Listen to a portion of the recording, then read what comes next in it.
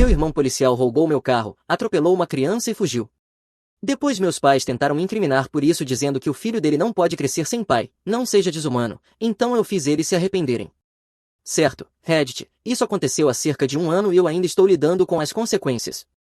Minha família tentou me jogar debaixo do ônibus por um atropelamento com fuga que meu irmão policial cometeu e depois agiu como se estivesse chocada quando eu queimei tudo até o chão. Apertem os cintos, essa história é insana.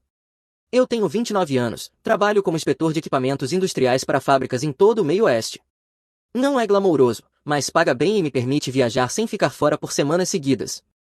Eu inspeciono máquinas, escrevo relatórios e garanto que as empresas não estejam violando normas de segurança que poderiam matar trabalhadores. É um trabalho satisfatório, e o salário me permite viver confortavelmente em Indianápolis. Eu tenho um Honda Accord 2019 que comprei como seminovo certificado há 3 anos, nada sofisticado, apenas um meio de transporte confiável com bom consumo de combustível, já que dirijo cerca de 800 milhas por semana a trabalho. Exterior prateado, interior preto, sempre mantido limpo porque a primeira impressão importa quando você entra em fábricas para dizer que os equipamentos deles são um lixo. O Accord tinha 28 mil milhas quando comprei, vinha com garantia estendida e registros de manutenção desde o primeiro dia. O dono anterior era algum executivo corporativo que só dirigia do trabalho para casa e vice-versa. Eu coloquei película nos vidros, melhorei os tapetes e instalei uma câmera no painel depois de ler histórias demais sobre golpes de seguro na internet. Essa decisão da câmera acabou sendo a coisa mais inteligente que já fiz. Minha situação familiar é complicada, o que é dizer pouco. Tenho 2 irmãos e uma irmã, eu sou o do meio, o que basicamente significava que eu era invisível enquanto todos se concentravam no meu irmão mais velho Ryan e na minha irmã mais nova Jessica. Meu irmão mais novo Kevin meio que estava no mesmo barco que eu, só tentando ficar fora do fogo cruzado. Ryan tem 33 anos, é policial há 8 anos, casado com a namorada do ensino médio, Danielle, e eles têm um filho de 4 anos chamado Aiden. Ryan é o filho dourado, sempre foi. Quarterback estrela no ensino médio, entrou na polícia logo depois da faculdade, virou o herói da família. Meus pais veneram o chão que ele pisa. Meu pai foi policial por 35 anos antes de se aposentar, então Ryan seguir seus passos basicamente tornou intocável na nossa família. Minha mãe o trata como se ele tivesse inventado a aplicação da lei. Todo feriado, toda reunião de família, é sempre sobre as últimas histórias de trabalho do Ryan ou as últimas conquistas do Aiden ou o quanto eles estão orgulhosos da carreira dele. Eu sou apenas o filho que inspeciona máquinas, não heróico o suficiente, não interessante o suficiente, definitivamente não digno de ser exibido para os amigos da igreja. Kevin tem 26 anos, trabalha com imóveis comerciais, mantém a cabeça baixa e não cria problemas. Somos mais próximos do que eu sou de Ryan ou Jessica, provavelmente porque ambos percebemos cedo que não éramos os favoritos. Ele tem uma namorada chamada Priya que é boa demais para nossa família e, sinceramente, acho que ele a mantém longe dos eventos familiares de propósito. Jessica tem 24 anos, trabalha como higienista dental e basicamente é a mãe versão 2.0 quando se trata de adorar Ryan. Ela o trata como algum tipo de super-herói que não pode errar. Qualquer crítica ao Ryan rende uma palestra sobre como o trabalho policial é difícil e como deveríamos ser gratos pelo serviço dele. Reuniões de família sempre foram estranhas para mim. Eu aparecia, fazia conversa fiada, comia uma caçarola medíocre e ia embora assim que era socialmente aceitável. Parei de ir a muitas depois que percebi que ninguém realmente se importava se eu estava lá ou não. Eles passavam todo o tempo bajulando Ryan enquanto eu ficava sentado no canto como uma planta decorativa. Meus pais ainda moravam na mesma casa que compraram nos anos 80, um rancho em um subúrbio ao norte de Indianápolis. Meu pai passava toda a aposentadoria mexendo na garagem e assistindo a séries policiais, vivendo vicariamente através de Ryan. Minha mãe comandava a vigilância do bairro e organizava vendas beneficentes da igreja, provavelmente contando para todo mundo sobre o filho policial incrível dela sempre que podia. Eu mantinha distância, mas continuava em contato. Ligava para minha mãe uma vez por semana, aparecia nos feriados principais, mandava cartões de aniversário, o mínimo necessário para não ser rotulado como filho desrespeitoso. O dia 15 de março começou como qualquer outra quinta-feira. Eu tinha 3 inspeções de fábrica agendadas, uma em Kokomo às 9 da manhã, outra em Marion à 1 da tarde e uma final em Muncie às 4 da tarde. O clássico triângulo de Indiana que me colocaria de volta em casa por volta das 7 da noite. Eu tinha planejado tudo na noite anterior, impresso minhas listas de inspeção e deixado minha bolsa de equipamentos pronta no porta-malas. Acordei às 6 da manhã, tomei banho, fiz um shake de proteína e aveia instantânea, minha rotina típica. Peguei minha bolsa de trabalho, fui para o estacionamento do meu apartamento e imediatamente notei que meu carro tinha sumido. Meu primeiro pensamento foi que tinha sido roubado. Estou parado no estacionamento às 6:30 da manhã, encarando o espaço vazio onde meu acorde deveria estar, calculando mentalmente quanto tempo levaria para registrar um boletim de ocorrência e alugar um carro para não perder minhas inspeções. Então recebi uma mensagem do Ryan dizendo que pegou meu carro emprestado porque o dele estava na oficina e que devolveria à noite. Nenhum pedido de permissão, nenhum aviso na noite anterior, simplesmente pegou meu carro como se fosse propriedade comunitária. Liguei para ele imediatamente, caiu direto na caixa postal. Respondi por mensagem perguntando o que ele queria dizer com pegar emprestado, dizendo que eu tinha trabalho naquele dia e precisava do meu carro agora. Nenhuma resposta. Liguei de novo, caixa postal. Eu estava furioso, mas também encurralado. Eu precisava de transporte e meu seguro não cobriria um aluguel por um roubo que tecnicamente não era roubo, já que foi família que pegou. Acabei ligando para o Kevin, que felizmente estava trabalhando de casa e podia me emprestar o Nissan Altima dele pelo dia. Kevin me encontrou em uma cafeteria meio caminho entre nossos apartamentos às 7 da manhã, parecendo irritado. Ryan simplesmente pegou seu carro pelo visto, o caminhão dele está na oficina e ele se serviu do seu.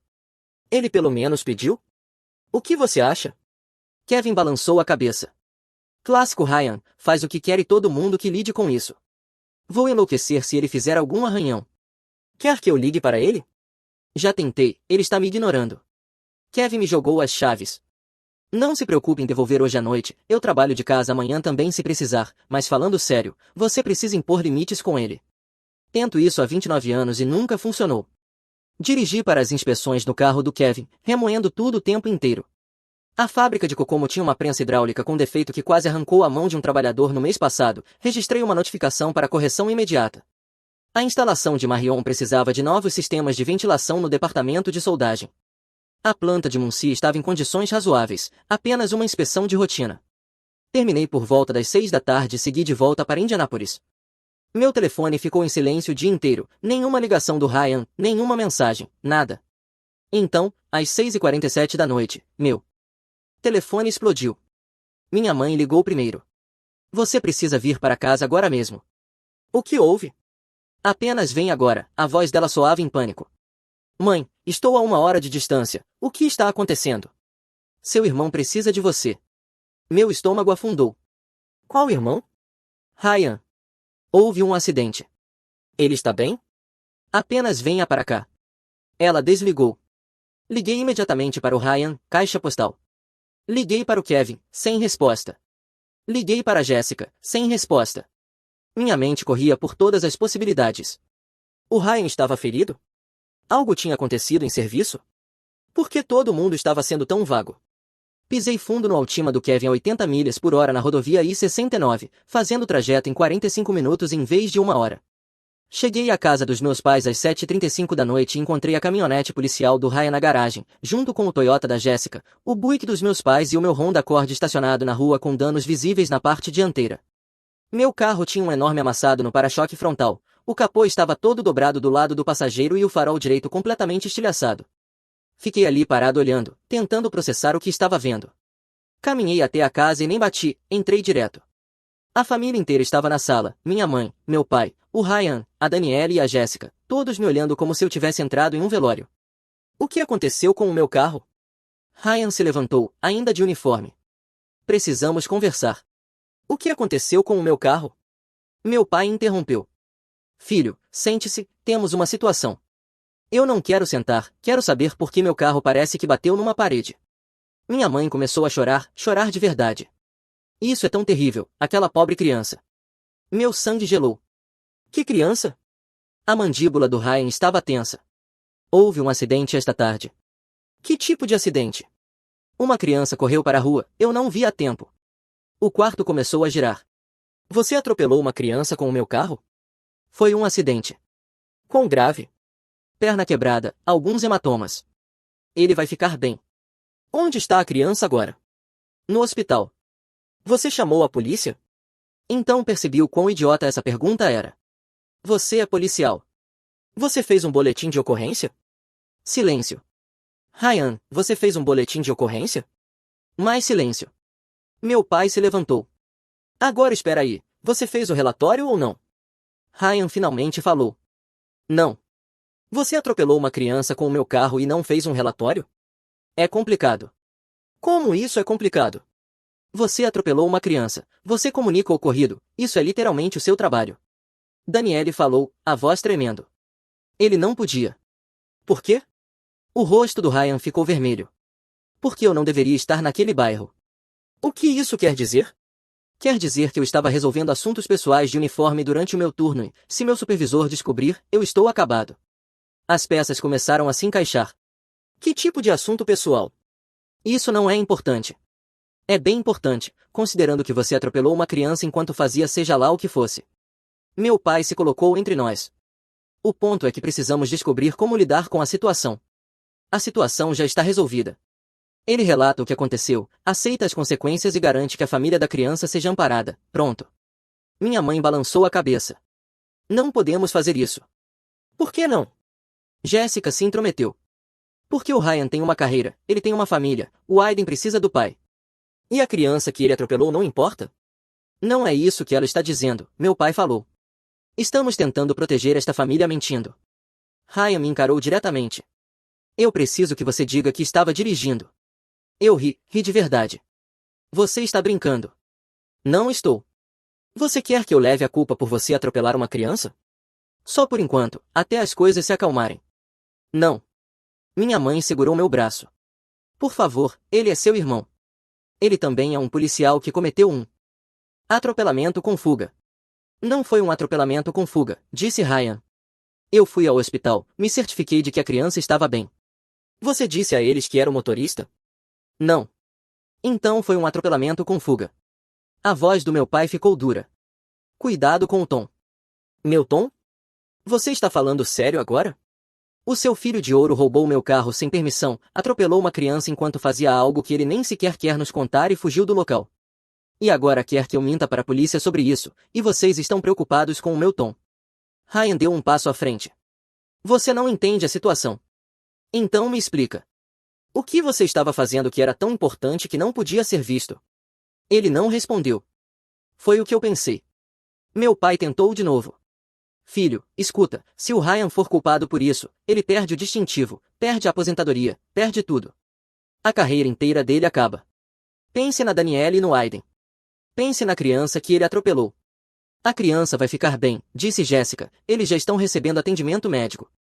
Isso não torna isso aceitável. Minha mãe já estava soluçando sem parar. Por favor, você sempre diz que quer ser mais próximo da família, essa é a sua chance de nos ajudar, protegendo seu irmão. Ajudar vocês cometendo fraude. Olhei para o Ryan. Diga que você estava dirigindo, assuma a responsabilidade. Eu vou te apoiar durante isso. Não, eu não vou mentir por você. Se você não pode fazer isso, então acabou aqui. Eu me virei para sair e meu pai agarrou meu ombro. Se você sair por essa porta, estará escolhendo destruir a vida do seu irmão. Ele destruiu a própria vida. Se você não o ajudar, não teremos escolha. Eu parei. Não teremos escolha sobre o quê? Ryan não conseguiu olhar para mim. Meu pai falou no lugar dele. O carro está registrado no seu nome. Você deu permissão para o Ryan usá-lo. Se você não nos apoiar, teremos que dizer à polícia que você emprestou o carro sabendo o que ele planejava fazer. Diremos que você foi cúmplice. A sala ficou em silêncio. Vocês estão me ameaçando me incriminar. Estamos protegendo esta família, disse minha mãe. Me destruindo no processo. Você vai ficar bem, disse Jéssica. Você não tem uma carreira como a do Ryan, você é só um inspetor. Você vai achar outro emprego. Só um inspetor.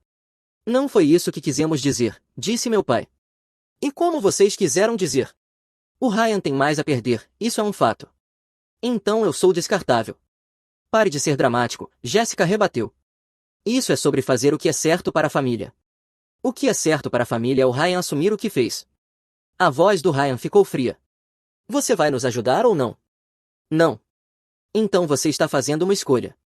Sim, estou escolhendo não ser um criminoso. O rosto do meu pai endureceu.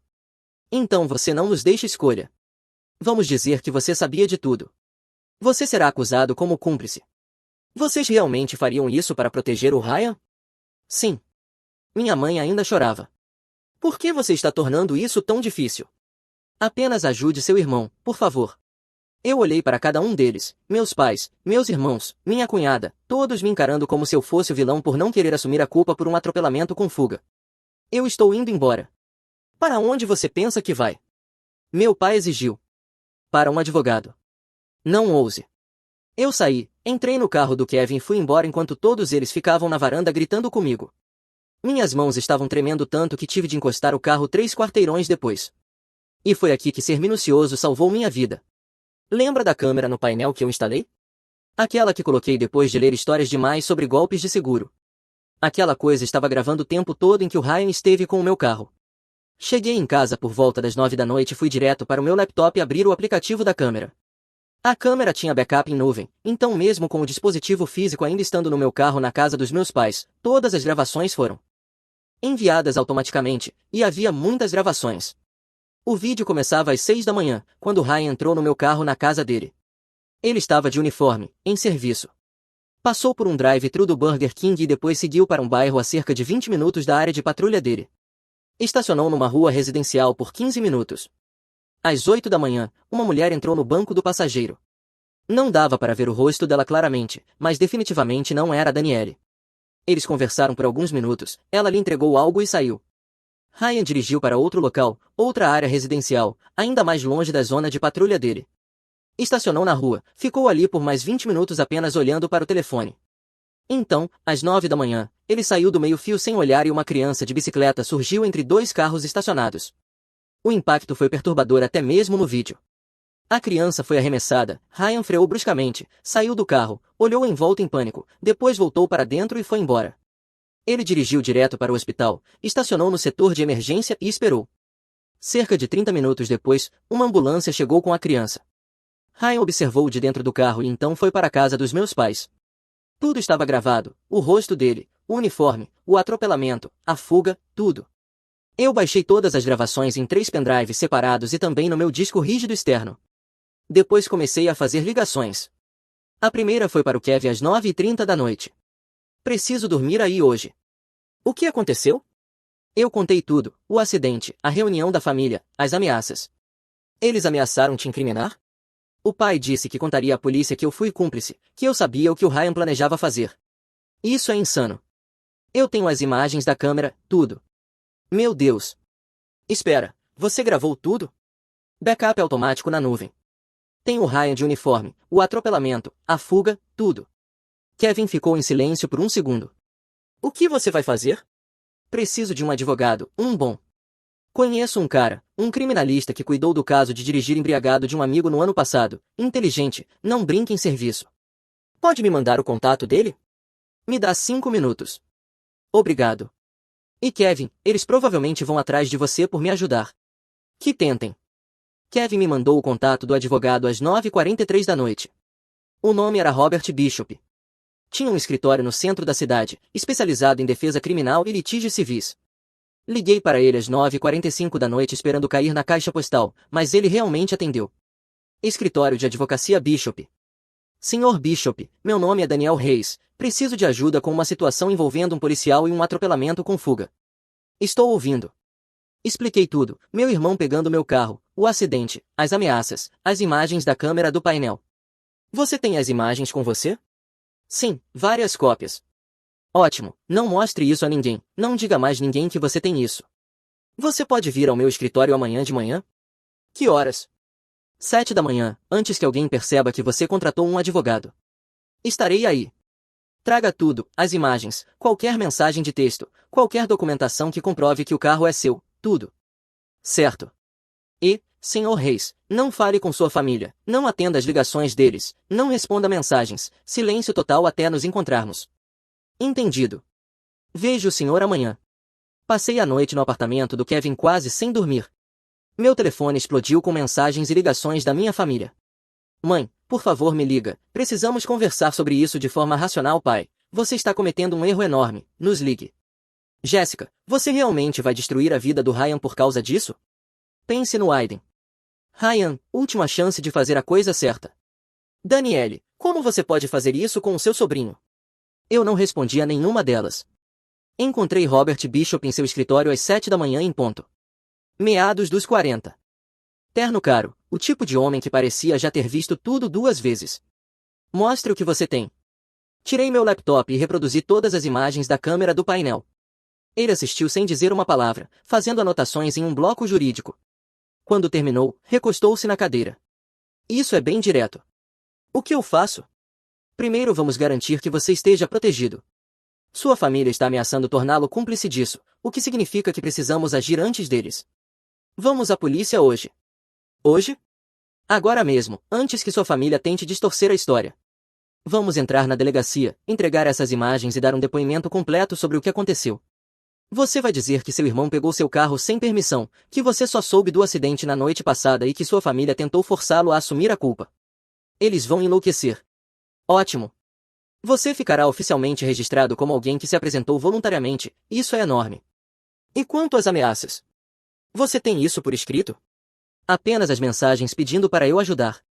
Isso serve. Vamos incluir isso no depoimento. Documente tudo daqui para frente, qualquer ligação, mensagem ou correio de voz, salve tudo. O que vai acontecer com o Ryan? Não é seu problema, mas realisticamente ele está olhando para acusações de fuga do local do acidente, omissão de comunicação e possivelmente obstrução. Se provarem que ele estava fazendo algo ilegal quando aconteceu, a carreira dele acabou. Minha família vai me odiar. Eles já tentaram te destruir para salvá-lo. O que você deve a eles? Bom ponto. Fomos ao Departamento de Polícia Metropolitana de Indianápolis às 8 da manhã. Bishop fez a maior parte da conversa, explicando a situação a um detetive chamado Wallace. Eu dei meu depoimento, entreguei as imagens da câmera do painel e apresentei cópias de todas as mensagens de texto da noite anterior. O detetive Wallace assistiu às imagens 2 vezes, com a expressão ficando cada vez mais sombria. Seu irmão é policial? Sim, senhor. E ele pediu que você assumisse a responsabilidade por isso? Ele e meus pais. Eles o ameaçaram se você não aceitasse? Meu pai disse que contariam ao senhor que eu fui cúmplice se eu não confirmasse a versão deles. Wallace assentiu lentamente. Certo, vamos assumir a partir daqui. Não entre em contato com seu irmão nem com seus pais, nós entraremos em contato com eles muito em breve. E quanto ao meu carro? Ele ainda está na casa deles. Vamos apreendê-lo como prova. Você vai recuperá-lo eventualmente. Estou em apuros? Não, você é a vítima aqui. Seu veículo foi levado e usado na prática de um crime, e sua família tentou coagi-lo a prestar declarações falsas. Você fez a coisa certa ao se apresentar. Saímos da delegacia às 9 da manhã.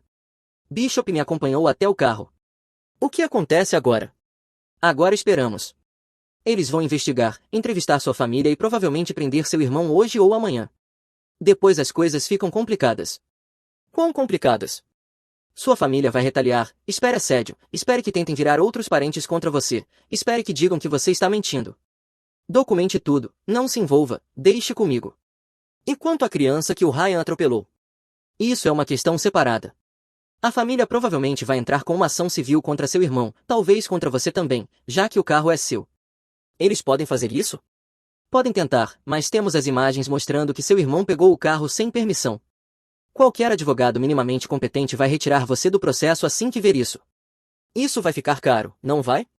Vou ser honesto com você, isso pode ficar muito caro dependendo de até onde sua família levar isso, mas posso trabalhar com você em planos de pagamento. E se as coisas seguirem o caminho que eu acho que vão seguir, você terá fundamentos para uma ação reconvencional contra sua própria família, contra qualquer um que tenha causado danos a você. Pense nisso. Ao meio-dia, meu telefone estava em colapso. Minha mãe ligou 47 vezes. Eu não atendi nenhuma. As mensagens de voz foram brutais. Como você pôde fazer isso com seu irmão, com seu sobrinho?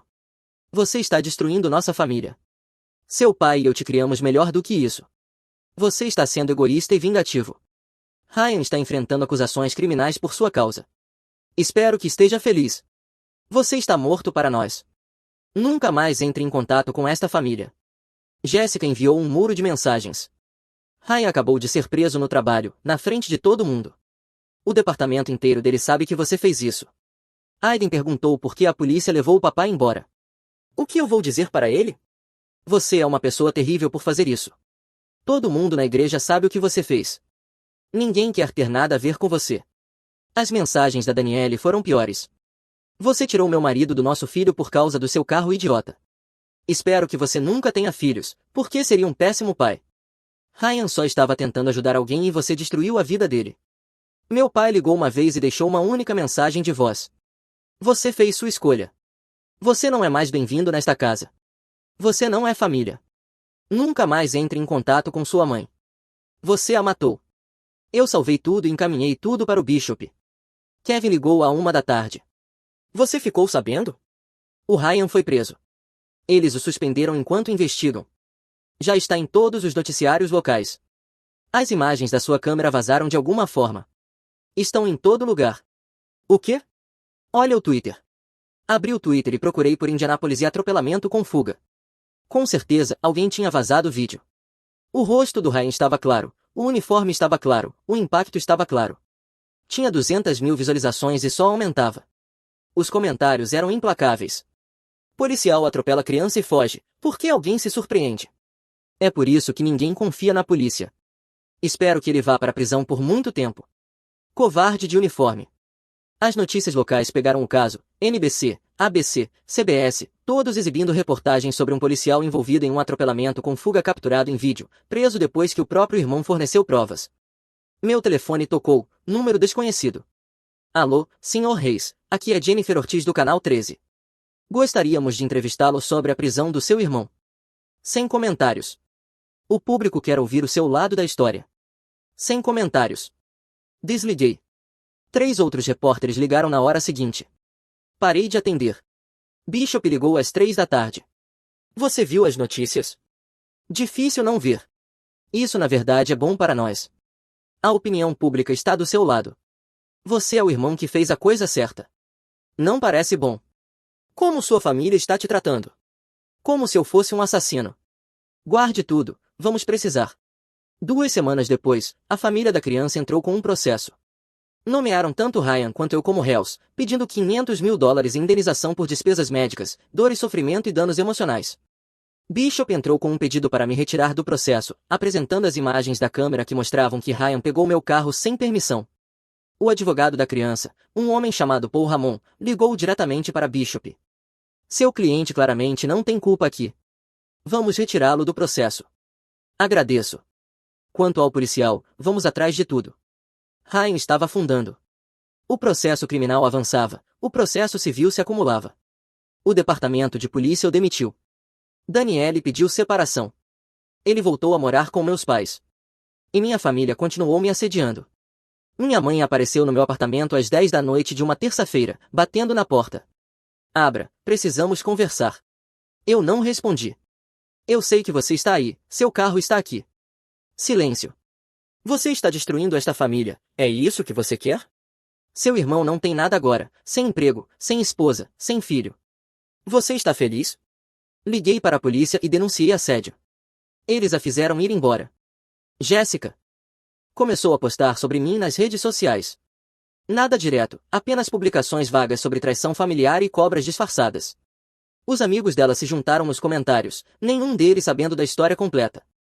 Meu pai começou a ligar para o meu trabalho tentando me demitir. Ligou para o meu supervisor e afirmou que eu era instável, pouco confiável, que roubava equipamentos da empresa. Felizmente, meu chefe disse para ele parar de ligar ou iria denunciá-lo à polícia. Kevin foi o único a me apoiar. Até a namorada dele, Priya, que nunca tinha conhecido a maior parte da família, ficou horrorizada com o que eles estavam fazendo. Isso é insano, ela disse durante o jantar uma noite. Eles estão agindo como se o Ryan fosse a vítima. Ele é, aos olhos deles, disse Kevin. O filho de ouro não pode errar. Ele atropelou uma criança e tentou incriminar o próprio irmão. Detalhes.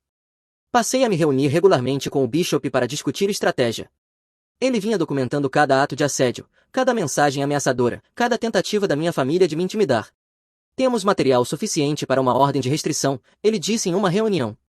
Múltiplas ocorrências de assédio, ameaças, um padrão de comportamento documentado contra você por parte de toda a sua família. Se necessário. Mas estou pensando maior. Qual maior? Difamação, danos emocionais, interferência intencional no emprego. Seu pai tentou fazer você ser demitido. Sua irmã está te difamando publicamente. Sua mãe está aparecendo na sua casa. Seu irmão te envolveu em uma conspiração criminosa sem seu conhecimento ou consentimento. Você está dizendo que eu deveria processá-los? Estou dizendo que você tem fundamentos sólidos. Eles são minha família. Eles tentaram te destruir para salvar seu irmão. E ainda estão tentando. Em que ponto você reage? Pensei nisso por 3 dias. Depois pedi para ele entrar com o processo. Bishop entrou com uma ação civil contra Ryan, meus pais, Jéssica e Daniele, com acusações separadas para cada um. Contra Ryan, apropriação indevida, roubo do meu carro, negligência, fraude, tentativa de coerção, danos emocionais. Contra meus pais, assédio, intimidação, coerção, difamação, conspiração para cometer fraude. Contra Jéssica, difamação, assédio, danos emocionais. Contra Daniele, assédio e danos emocionais. Valor total solicitado, $750.000, distribuídos entre todos os réus. As ações foram entregues 2 semanas depois. Meu telefone explodiu pior do que antes, mais de 100 ligações nas primeiras 24 horas. Bloqueei todos. Minha mãe deixou uma mensagem de voz que era apenas ela chorando por 3 minutos seguidos. A mensagem do meu pai era pura fúria. Você está processando sua própria família por quê? Por seus sentimentos feridos? Você se tornou um monstro.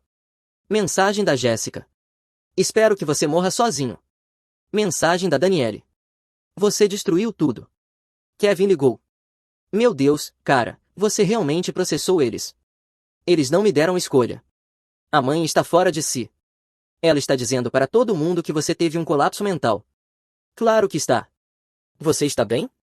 Honestamente, sim. Pela primeira vez em meses, sinto que não estou apenas apanhando.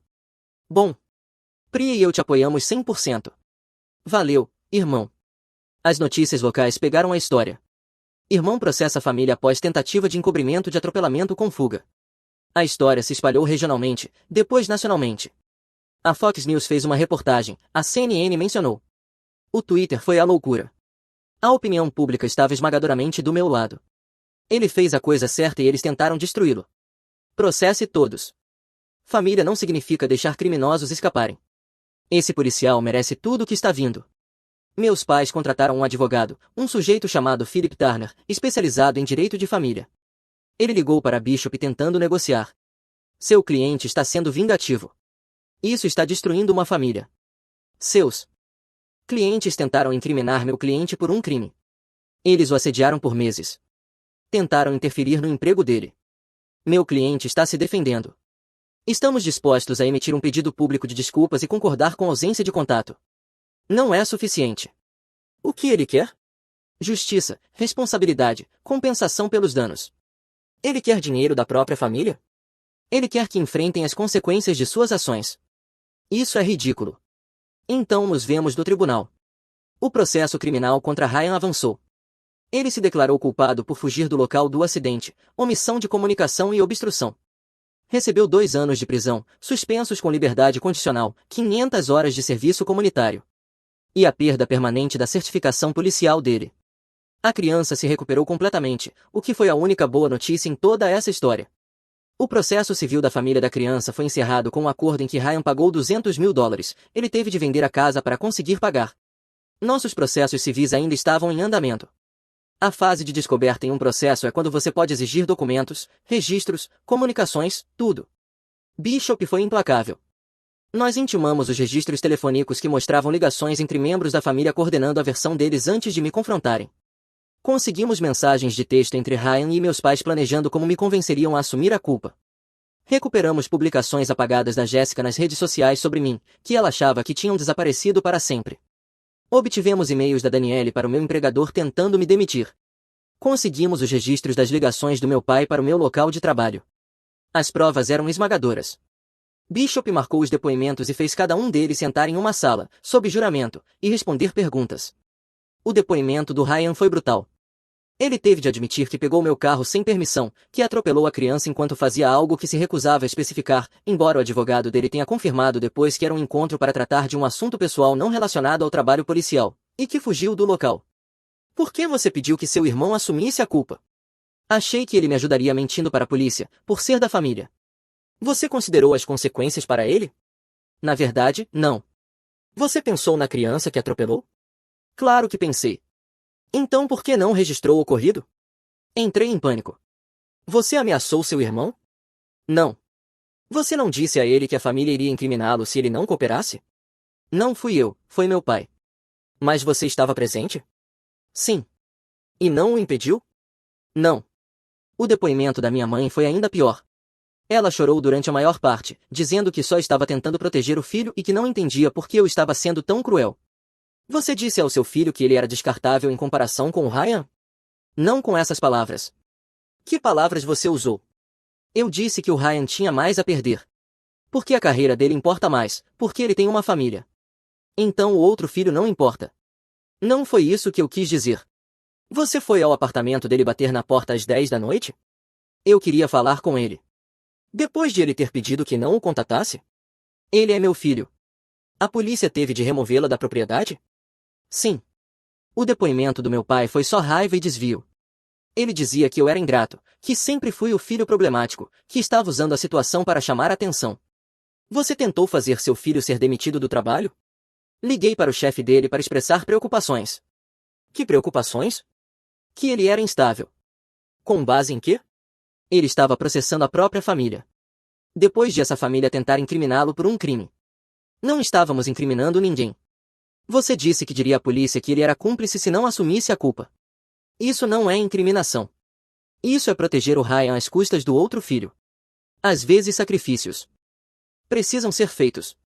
O depoimento da Jéssica revelou que ela organizou uma campanha nas redes sociais contra mim, coordenando com parentes distantes para destruir minha reputação online. O depoimento da Danielle mostrou que ela enviou mais de 200 mensagens de assédio e tentou cancelar meu seguro alegando que eu era um motorista perigoso. As provas se acumulavam, cadeias de mensagens, e-mails, registros telefônicos, depoimentos de testemunhas. Bishop construiu um caso irrefutável. 6 meses após o início do processo, Turner ligou para Bishop.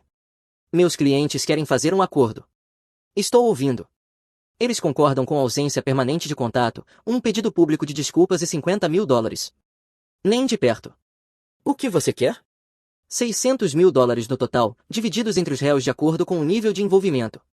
Ryan paga a maior parte, depois seus pais, depois os outros. Pedidos públicos de desculpas nas redes sociais de cada um deles, ordens de restrição permanentes e eles pagam os honorários advocatícios do meu cliente. Isso é insano. Esses são os termos. Eles não conseguem pagar tudo isso. Deveriam ter pensado nisso antes de tentar destruir meu cliente. Ninguém vai concordar com isso. Então vamos a julgamento. As imagens da câmera serão exibidas para um júri, as mensagens serão lidas em voz alta, os depoimentos se tornarão registros públicos e seus clientes serão expostos como pessoas que atropelam crianças e tentam incriminar familiares inocentes. Como você acha que isso vai parecer? Turner desligou. 2 semanas depois, ele ligou novamente. Eles aceitam $400 mil, é o máximo. 550 mil e fechamos. Eles não têm tudo isso. Podem vender bens, pegar empréstimos da aposentadoria, dar um jeito. Outra semana se passou. Turner ligou de novo. $500 mil, oferta final. Eles vão hipotecar a casa para pagar. Bishop olhou para mim. A decisão é sua. Como fica a divisão? Ryan paga $200 mil, seus pais pagam 200 mil, Jéssica paga 50 mil, Danielle paga 50 mil, além dos pedidos públicos de desculpas e das ordens de restrição. Pensei nisso. Ryan já estava quebrado por causa do acordo com a família da criança. Meus pais ficariam endividados pelo resto da vida. Jéssica e Danielle ficariam enterradas em pagamentos por anos. Aceite. O acordo foi assinado em setembro, 6 meses depois de tudo começar. Ryan teve de publicar uma declaração pública nas redes sociais admitindo que atropelou uma criança, fugiu do local e tentou me coagir a assumir a culpa. A postagem dele teve 400 mil visualizações antes de ele apagar todas as contas. Meus pais publicaram o pedido de desculpas no Facebook. Os amigos da igreja viram. A sessão de comentários foi brutal.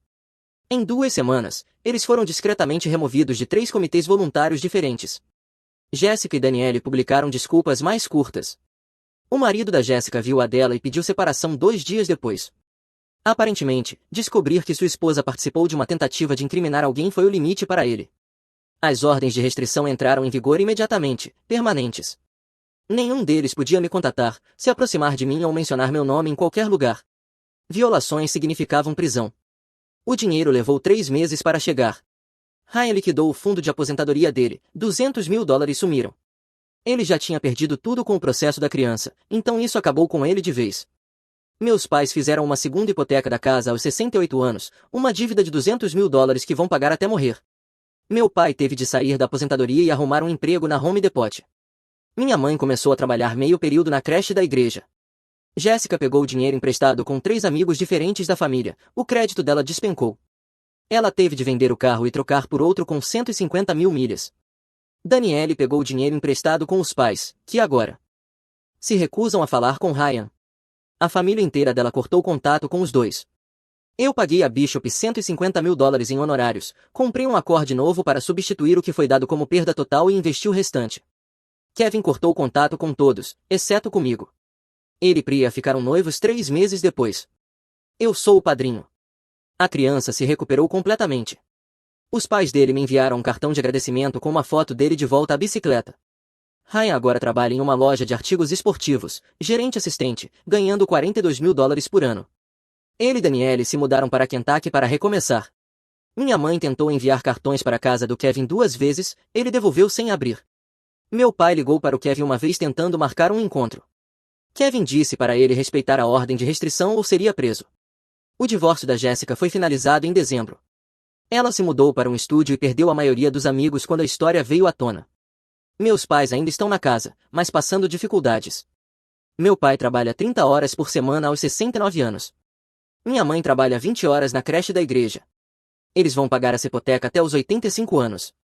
A família estendida ficou sabendo de tudo. A maioria entrou em contato dizendo que teria feito a mesma coisa. A irmã da minha mãe não fala com ela há 8 meses. O antigo departamento do Ryan abriu uma investigação interna. 3 outros policiais foram suspensos por não relatarem o que sabiam. As notícias locais fizeram uma reportagem de acompanhamento 6 meses depois, que voltou a viralizar parcialmente. Fui entrevistado por 2 podcasts sobre responsabilidade policial. 14 meses depois do acidente, continuo fazendo inspeções de equipamentos. Fui promovido a inspetor sênior no mês passado, aumento de 12 mil dólares. Kevin e Priya vão se casar em breve, cerimônia pequena, só amigos.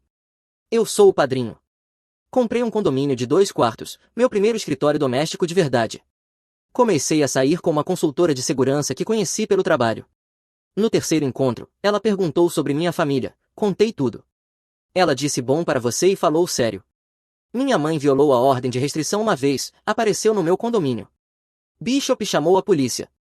Ela passou 4 horas na cadeia. O juiz estendeu a ordem de restrição por mais 5 anos. Ryan agora é gerente na loja de artigos esportivos, salário de 55 mil dólares por ano, ainda muito longe do salário de policial. Ele nunca mais terá um emprego na área de aplicação da lei, as verificações de antecedentes garantem isso. Jessica trabalha em 2 empregos para pagar aqueles 50 mil dólares, ainda faltam 6 anos. Os pais da Danielle fizeram ela e o Ryan assinarem um acordo de reembolso, 500 dólares por mês, restam 8 anos. Meu pai saiu da Home Depot depois que o gerente perguntou sobre a reportagem. Agora trabalha na Love's ganhando menos. Atualização final.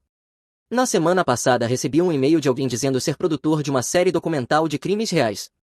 Eles querem fazer um episódio sobre o caso e ofereceram 15 mil dólares por uma entrevista. Ainda não decidi. Bishop diz que a decisão é minha, mas a história já é registro público de qualquer forma. Kevin acha que eu deveria aceitar, diz que pode ajudar outras pessoas em situações semelhantes a perceberem que não precisam proteger familiares que fazem coisas erradas. Priya acha que eu deveria recusar, diz que eu já segui em frente e não preciso reviver tudo. A namorada diz para eu fazer o que parecer certo. Estou inclinado a aceitar, não pelo dinheiro, mas porque o Ryan ainda anda dizendo por aí que foi a vítima de tudo isso, que eu destruí a vida dele por um erro, que eu sou o vilão que virou as costas para a família. O documentário colocaria os fatos em ordem, mostraria as imagens da câmera, as mensagens, os depoimentos, mostraria exatamente que tipo de pessoas pedem para o próprio filho assumir a culpa por um atropelamento com fuga. Mas, sinceramente, eu já venci. Ryan está quebrado, meus pais estão quebrados, Jessica está quebrada, Danielle está quebrada. Eu tenho uma promoção, um condomínio, uma namorada e 0 drama familiar. Kevin vai se casar e eu sou o padrinho. A criança se recuperou completamente. Ninguém mais me assedia porque legalmente não pode. Aquela câmera de painel foi os 200 dólares mais bem gastos da minha vida. Então é isso, Reddit, é assim que as coisas estão. Meu irmão policial roubou meu carro, atropelou uma criança, tentou me incriminar, fez a família inteira se voltar contra mim. Eu processei todo mundo e todos pagaram. Eu faria tudo de novo sem hesitar. Às vezes a única forma de vencer é queimar tudo e deixar todo mundo arder. Não deixe que passem por cima de você só porque compartilham o seu DNA. Se você gostou deste vídeo, por favor clique no botão de inscrição, isso ajuda muito o canal e nos permite trazer histórias cada vez melhores. Obrigado. Meu pai assinou documentos declarando que eu não era seu filho. Eu os usei quando ele me processou por pensão. Agora ele está implorando. Meu pai gastou 40 mil dólares com advogados de alto nível para provar legalmente que eu era ilegítimo, para poder me excluir do fundo fiduciário do meu avô. 10 anos depois, ele me processou pedindo $3.500 por mês de pensão, porque ele era meu pai. Meu nome é Ethan, tenho 34 anos, sou pesquisador em biotecnologia e moro em Boston, e até o mês passado eu achava que o arquivo sobre a minha infância estava encerrado. Eu achava que a tinta já tinha secado e que as feridas tinham cicatrizado o suficiente para que eu pudesse esquecê-las. Eu estava errado. O passado não morre, ele apenas espera você ganhar dinheiro suficiente para valer a pena assombrar. Eu estava sentado no meu laboratório, esperando uma centrífuga terminar de girar, quando a segurança ligou para o meu andar. Havia um oficial de justiça no saguão perguntando por mim pelo nome. Achei que fosse uma intimação relacionada a alguma disputa de patentes ou outra coisa do tipo. Isso é um risco da profissão quando você trabalha em biotecnologia. Empresas farmacêuticas estão sempre processando umas às outras por propriedade intelectual e, às vezes, os pesquisadores acabam sendo arrastados como testemunhas. Mas quando eu desci até o saguão e abri o envelope grosso de papel Manila, não vi papel timbrado corporativo, não vi nada relacionado a patentes ou pesquisas ou a qualquer uma das complicações profissionais com as quais eu já estava acostumado a lidar. Eu vi o selo do Tribunal Superior de Connecticut. Meu pai, Gerald, um homem que havia me renegado pública e legalmente quando eu tinha 24 anos, estava entrando com uma petição com base nas leis estaduais de responsabilidade filial. Ele alegava indigência. Citava uma sequência de investimentos fracassados em capital de risco, saúde em deterioração e contas médicas crescentes, e exigia que eu, seu filho biológico, pagasse por sua instituição de moradia assistida e fornecesse uma quantia mensal para cobrir suas despesas. Para entender a audácia pura e não adulterada desse processo, você precisa entender a nossa história, precisa entender quem Gerald realmente era. Gerald não era um pai, ele era um gestor de portfólio, e eu era apenas um ativo de baixo desempenho em seu livro-caixa. Eu cresci em Darien, Connecticut, em uma casa que parecia menos um lar e mais um museu, onde eu era o único turista desajeitado. Tudo era impecável, tudo era caro, tudo era feito para impressionar visitantes, não para fazer uma criança se sentir confortável ou amada. Os móveis eram do tipo em que você não deveria sentar, as obras de arte eram do tipo em que você não deveria tocar, e meu pai era o tipo de homem que você não deveria decepcionar. Minha mãe morreu quando eu tinha 6 anos, de câncer. Aconteceu rápido o suficiente para que eu mal tivesse tempo de entender o que estava acontecendo antes que ela se fosse. Em um mês, ela estava lendo histórias para eu dormir e fazendo chocolate quente nas manhãs frias. No mês seguinte, eu estava vestindo um terninho preto no funeral dela, confuso sobre por que todos estavam chorando e por que minha mãe estava dormindo em uma caixa que eles estavam colocando no chão. Eu me lembro do dia em que me disseram que ela não voltaria do hospital. Gerald me sentou em seu escritório, o mesmo cômodo onde mais tarde ele me chantagearia para tirar minha herança, e me explicou a morte como se estivesse explicando uma transação comercial, direto ao ponto, clínico, sem calor humano, sem consolo, apenas informação sendo transmitida, e então seguimos em frente. Eu chorei por semanas. Eu chorava à noite quando ninguém podia me ouvir. Eu chorava nos banheiros da escola entre as aulas. Eu chorava toda vez que via algo que me lembrava dela, o que era constantemente, porque tudo me lembrava dela. E a resposta de Gerald ao meu luto foi impaciência. Ele me disse para me recompor. Disse que chorar não a traria de volta e que eu precisava começar a agir como um homem, mesmo eu tendo 6 anos e tendo acabado de perder a única pessoa que já tinha me feito sentir seguro. Depois disso, éramos apenas eu e Gerald, um menino de 6 anos e um homem que tratava a paternidade como criação de cães. Gerald era obcecado por legado, linhagens, bom pedigree. Ele falava da família do jeito que algumas pessoas falam de cavalos de corrida, genética, reprodução e potencial. Se eu tirasse um B em um boletim, eu era defeituoso. Se eu não entrasse para o time principal, eu era um investimento ruim. Se eu demonstrasse qualquer fraqueza, vulnerabilidade ou emoção infantil normal, ele me olhava como se eu fosse um produto que tivesse chegado danificado da fábrica. Eu aprendi cedo a esconder meus sentimentos perto dele. Aprendi a encenar confiança, sentisse eu isso ou não. Aprendi que o amor em nossa casa era condicional e que as condições nunca eram claramente declaradas, mas sempre implacavelmente aplicadas. Mas a verdadeira ruptura no nosso relacionamento não aconteceu até eu ter 24 anos. Foi quando meu avô morreu e a verdade sobre meu pai entrou em foco como uma fotografia se revelando em um quarto escuro. Meu avô, do lado paterno, era um magnata do aço, dinheiro antigo, o tipo de riqueza que constrói bibliotecas e dá nome a alas de hospitais.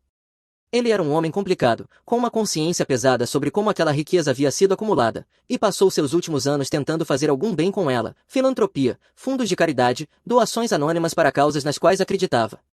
Ele também foi a única fonte de calor humano genuíno na minha infância. Quando Gerald era frio e distante, era meu avô quem me levava para pescar. Quando Gerald criticava tudo o que eu fazia, era meu avô quem me dizia que tinha orgulho de mim. Quando Gerald me fazia sentir uma decepção, meu avô me fazia sentir que eu importava. Antes de morrer, meu avô criou o que se chama de Fundo Fiduciário de Salto de Geração, uma estrutura legal projetada para transferir riqueza diretamente para os netos, contornando a geração intermediária. Em parte, isso é por razões fiscais, evitar impostos sobre herança ao pular uma geração, mas em parte, eu acho, meu avô fez isso porque sabia exatamente quem seu filho era. Ele sabia que Gerald queimaria qualquer dinheiro que recebesse e não deixaria nada para o futuro. O fundo era substancial, vários milhões. E ele foi designado especificamente para mim. Gerald ficou furioso quando descobriu, absolutamente fora de si. Ele havia passado toda a vida adulta esperando o pai morrer para poder herdar a fortuna da família. Ele estruturara suas finanças com base nessa expectativa, fizera promessas a pessoas com base em um dinheiro que ele assumia que seria dele, e então, o velho teve a audácia de pular diretamente por cima dele e entregar tudo ao neto. Eu tinha 24 anos, recém-saído da pós-graduação, ainda de luto pela perda da única pessoa da minha família que alguma vez me fez sentir amado. Uma semana após o funeral, Gerald me convocou ao seu escritório. O cômodo cheirava a couro velho e a um polidor caro de móveis. Era escuro, revestido de livros que eu não tenho certeza se Gerald alguma vez realmente leu. Eles estavam ali para exibição, como tudo naquela casa. Ele estava sentado atrás de sua mesa maciça, sem olhar para mim quando entrei, embaralhando papéis como se eu fosse um compromisso que ele estivesse encaixando entre assuntos mais importantes. Precisamos falar sobre o fundo, ele disse de forma seca. Sobre o quê? Você não vai aceitá-lo, ele disse como uma afirmação, não como uma pergunta. Você vai assinar uma renúncia de interesse, transferindo os fundos de volta para o espólio geral, para mim. Eu me lembro de ficar ali, genuinamente confuso. Por que eu faria isso? O vovô queria que eu ficasse com ele. Ele montou tudo especificamente para mim. Gerald. Ergueu o olhar da mesa, depois se levantou lentamente, e fui lembrado de como ele podia ser fisicamente intimidador. Ele era um homem alto, com olhos duros e um maxilar que parecia ter sido esculpido em granito. Ele contornou a mesa e olhou para mim de cima, com uma expressão que só consigo descrever como desprezo misturado com cálculo. Porque se você não fizer isso, ele disse em voz baixa, eu vou destruir a memória da sua mãe. Ele voltou para a mesa e deslizou uma pasta de papel manila sobre a madeira polida em minha direção. Eu a abri com as mãos trêmulas. Dentro havia fotografias, claramente tiradas com uma lente de longo alcance, datadas do ano anterior ao meu nascimento. Minha mãe com outro homem, se abraçando, se beijando. As imagens eram íntimas e condenatórias. Ela foi infiel, Ethan. A voz de Gerald era fria, clínica.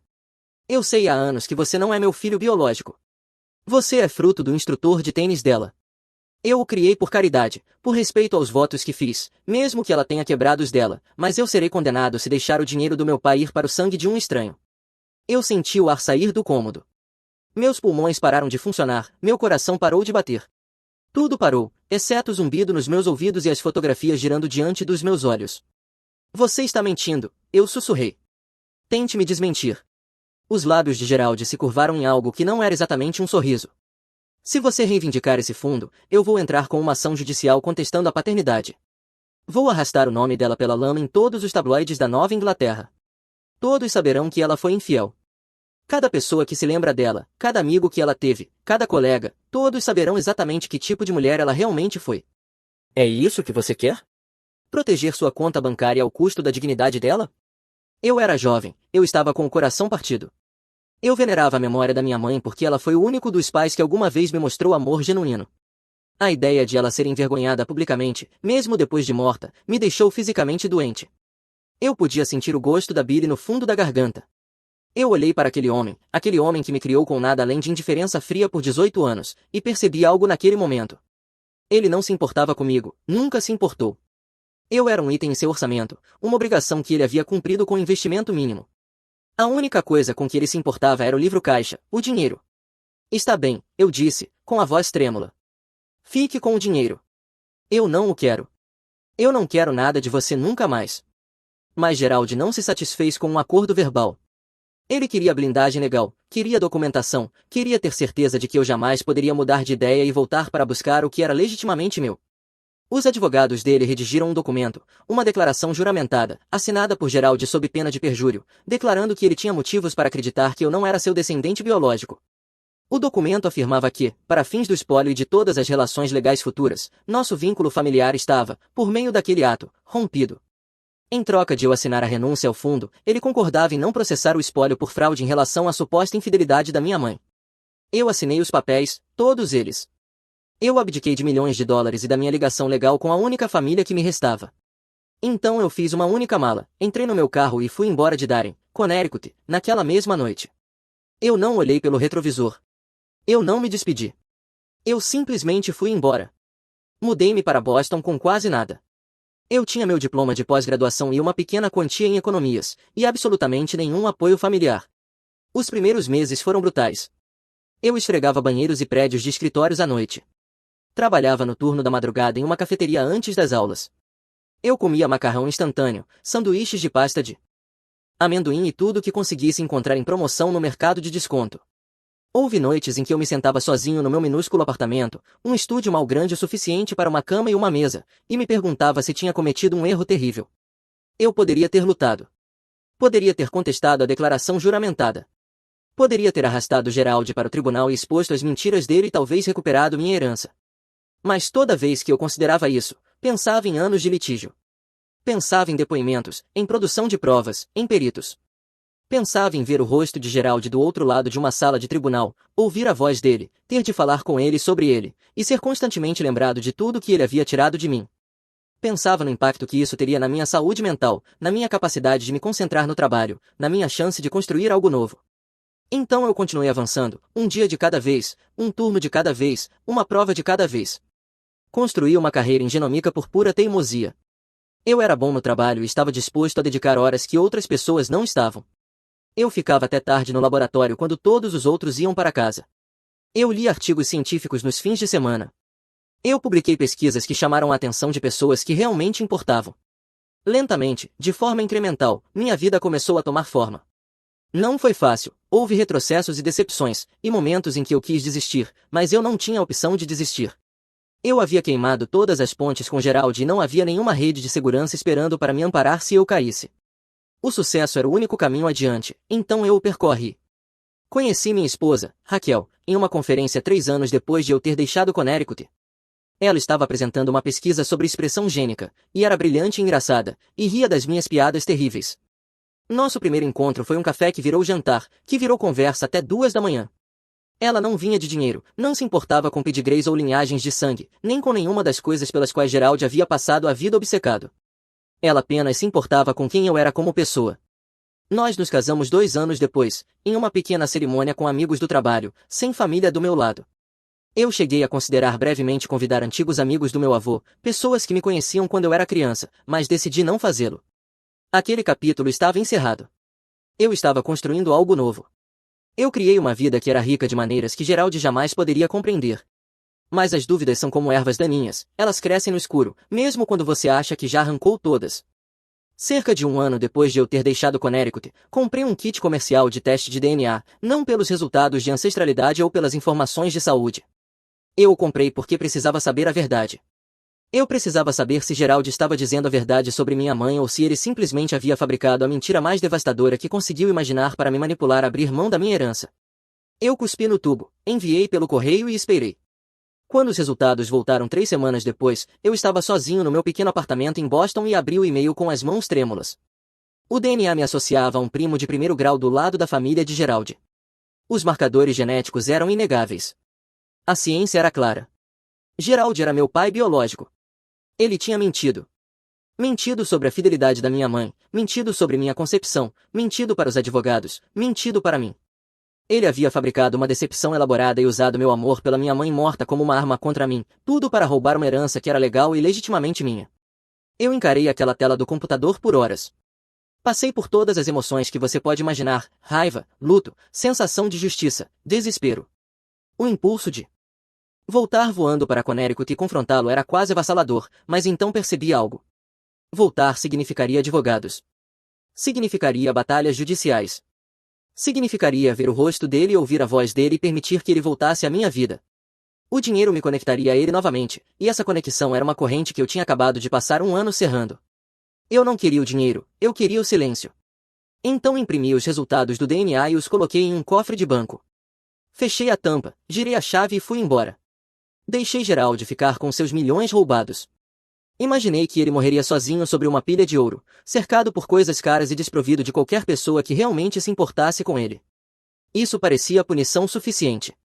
Eu não contava com ele perder tudo.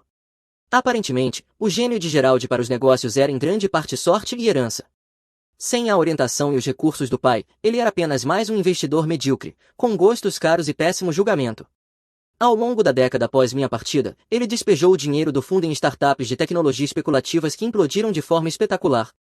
Ele fez apostas alavancadas em empreendimentos imobiliários que faliram quando o mercado mudou. Ele investiu em negócios baseados em conexões, palpites e recomendações de clubes de campo, em vez de uma diligência prévia real. A questão do dinheiro antigo é que ele cria uma ilusão de confiança. Quando você nasce rico, as pessoas presumem que você deve ser inteligente. Elas o convidam para negócios, confiam no seu julgamento, dão a você oportunidades pelas quais outras pessoas precisam lutar. Gerald havia passado a vida inteira surfando nessa suposição.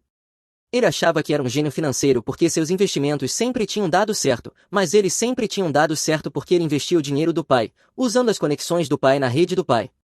Quando isso acabou, quando ele afastou todos que realmente sabiam o que estavam fazendo e se cercou de bajuladores que lhe diziam o que ele queria ouvir, os resultados foram previsíveis.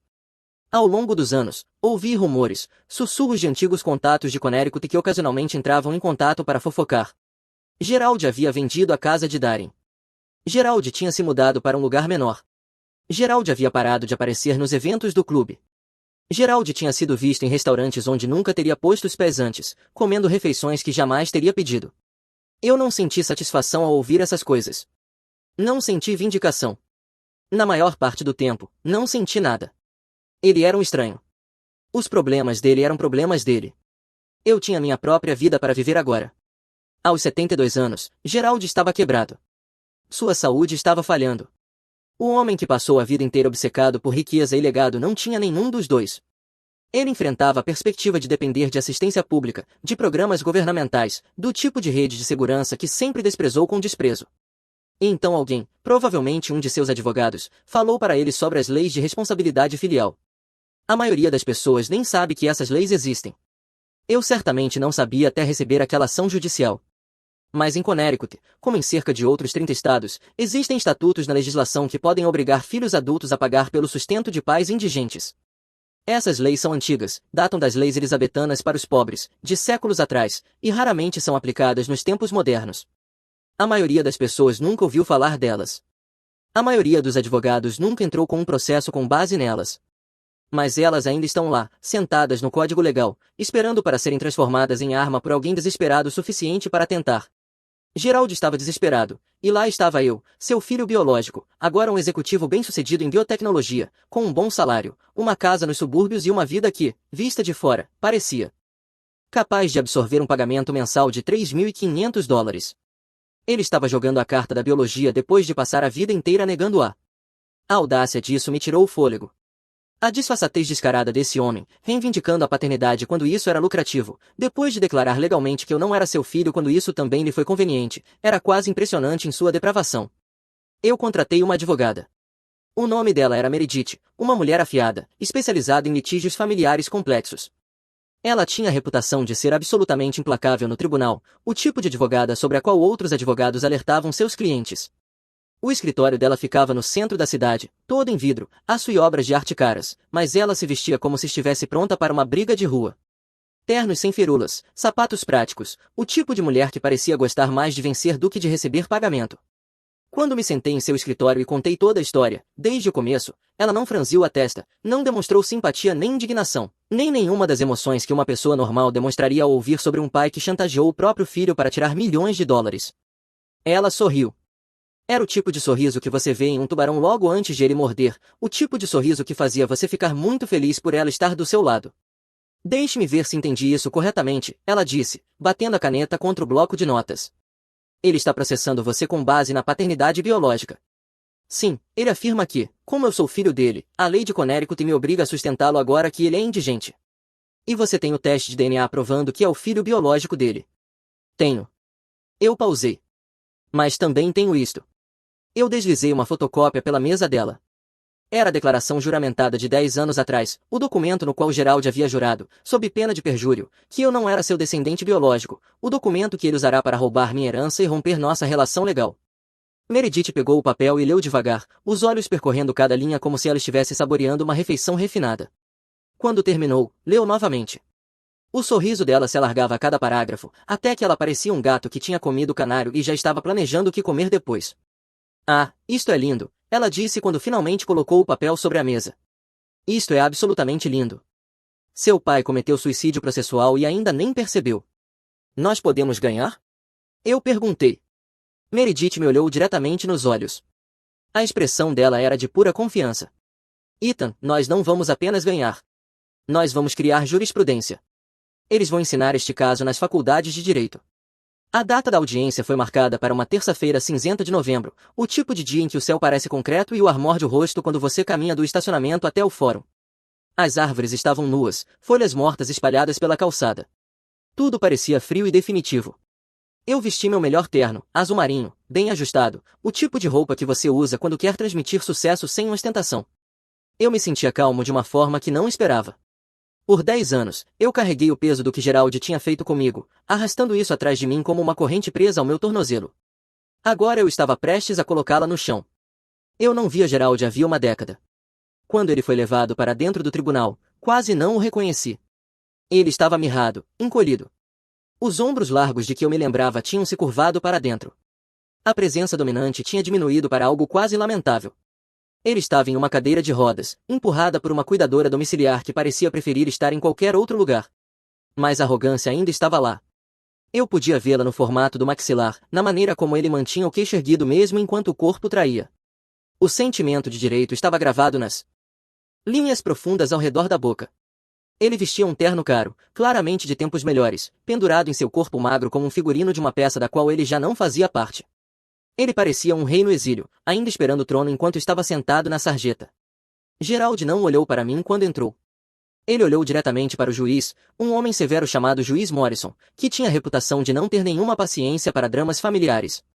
Morrison estava na magistratura havia 30 anos e claramente já tinha visto todas as variedades de disfunção humana. A expressão dele sugeria que ele já tinha decidido que aquilo seria uma perda de tempo. O advogado de Gerald se levantou primeiro. O nome dele era Prescott, um abutre em um terno caro, que claramente se especializava em qualquer tipo de caso que pagasse as contas. Ele tinha o ar de um homem que havia parado de acreditar em seus clientes havia muito tempo, mas ainda precisava pagar a hipoteca. Prescott iniciou seu argumento de abertura com sinceridade teatral. Pintou Gerald como um pai dedicado que tinha caído em dificuldades por razões alheias à própria vontade, um homem que sacrificara tudo para criar o filho, apenas para ser abandonado em sua hora de necessidade por um descendente ingrato que havia alcançado o sucesso e virado as costas para o homem que tornará tudo possível. Meritíssimo, disse Prescott, gesticulando em direção à cadeira de rodas de Gerald com simpatia ensaiada, o estatuto é claro. O réu tem meios financeiros substanciais. Seu pai está destituído e com a saúde em declínio. O vínculo biológico entre eles é irrefutável. Nós apresentamos um teste recente de paternidade, solicitado por meu cliente, que confirma uma correspondência genética de 99,9%. Tudo o que estamos pedindo é o apoio estatutário exigido pela lei de Connecticut. Estamos apenas tentando impedir que um homem idoso vá parar nas ruas. Era uma narrativa convincente, se você não soubesse nada sobre a nossa história. Talvez você tivesse sentido pena do velho na cadeira de rodas. Talvez tivesse se perguntado que tipo de filho abandonaria o pai idoso à pobreza. Então chegou a vez de Meredith. Ela não usou o púlpito. Ficou em pé bem ao meu lado, com a mão apoiada no meu ombro, em um gesto de solidariedade que eu sabia ser calculado para o benefício do juiz. Tudo o que Meredith fazia era calculado, e era isso que a tornava tão eficaz. Meritíssimo, disse Meredith, com a voz fria e clara, nós não contestamos a atual situação financeira do autor. Analisamos a documentação apresentada e aceitamos que ele, por meio de suas próprias decisões ruins, tornou-se indigente. Tampouco contestamos a precisão do teste de DNA que ele apresentou.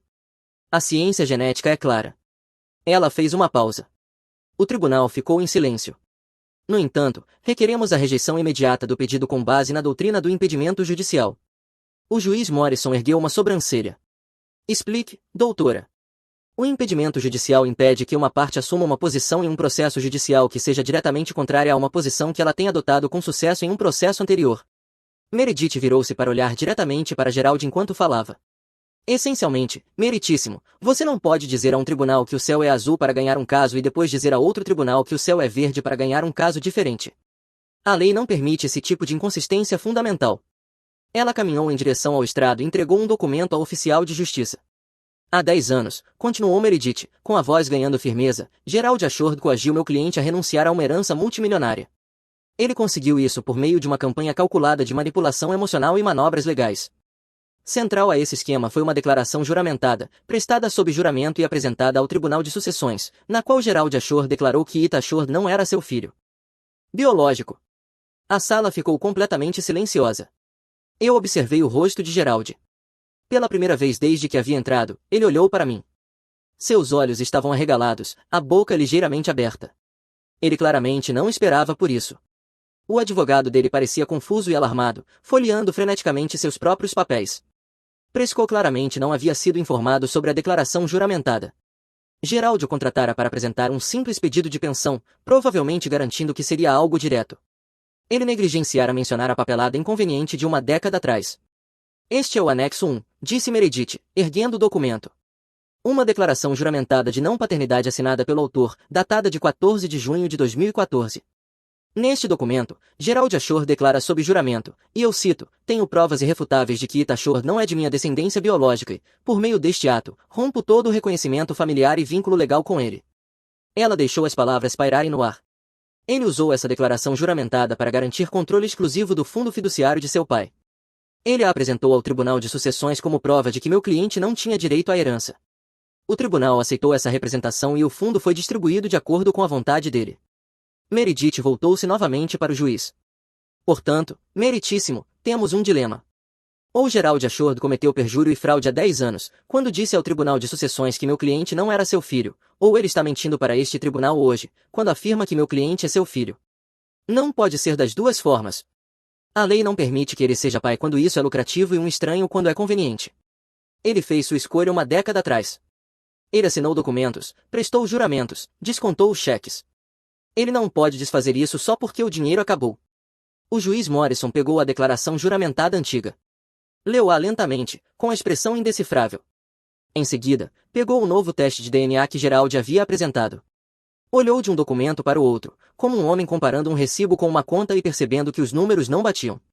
Senhor Prescott, disse o juiz, com a voz descendo para um tom perigoso, seu cliente o informou sobre essa declaração juramentada anterior?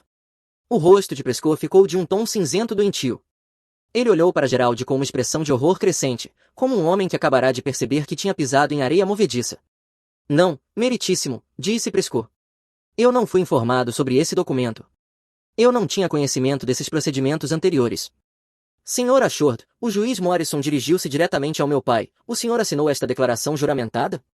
Gerald se remexeu na cadeira de rodas. Ele parecia mais velho do que alguns minutos antes.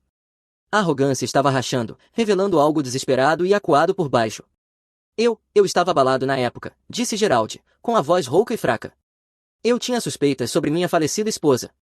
Acreditei em coisas que se mostraram incorretas. A evidência de DNA prova que eu estava errado. Eu sou o pai dele, isso é o que importa. Ele me deve.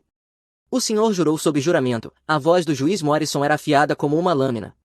O senhor usou este documento para se enriquecer às custas de seu filho. O senhor esteve diante do Tribunal de Sucessões e disse que este homem não era seu filho, e com base nessa declaração juramentada o senhor recebeu dinheiro que era legitimamente dele. O senhor não pode desfazer uma ruptura legal só porque o dinheiro acabou.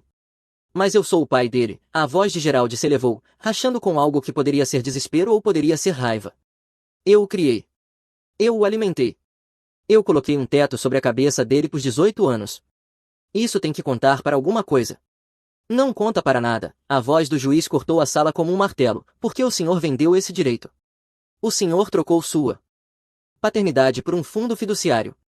O senhor não pode agora reivindicar a relação que explicitamente, legalmente e sob juramento renunciou. Meredith avançou novamente. Meritíssimo, eu também observo que o autor acaba de admitir, em registro oficial, que é de fato o pai biológico do meu cliente.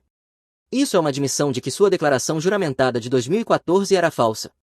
Ele essencialmente confessou em tribunal aberto ter cometido fraude contra o espólio de seu falecido pai e perjúrio no processo sucessório anterior. Ela fez uma pausa para deixar isso se assentar. Embora o prazo prescricional para a fraude original possa ter expirado, a apresentação desta ação atual constitui um abuso frívolo do sistema judiciário. Ele está tentando usar os tribunais para perpetuar o mesmo esquema que iniciou uma década atrás, simplesmente invertendo a mentira para atender às suas necessidades financeiras atuais. O juiz Morrison assentiu lentamente.